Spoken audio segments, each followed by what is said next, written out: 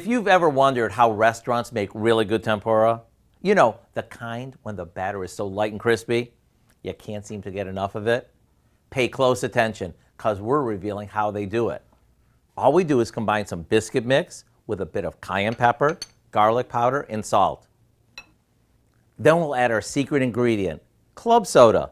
The bubbles in the soda make the batter nice and airy.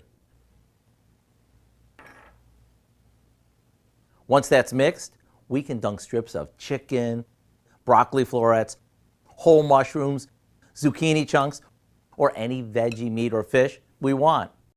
Once each piece is well coated, we'll carefully add one piece at a time to some hot oil.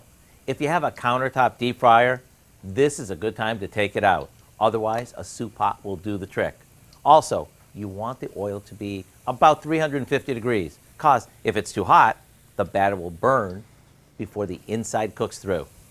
Once they're golden, remove them from the oil, drain them on paper towels, and repeat the process until everything is done. Just look at this breading, light yet crispy. Maybe serve these up with some plum or sweet and sour sauce and dunk away.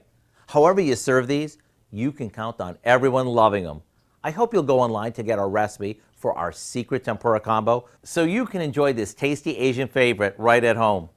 I'm Howard in the Mr. Food Test Kitchen, where every day we're looking for an easier way for you to say, ooh, it's so good.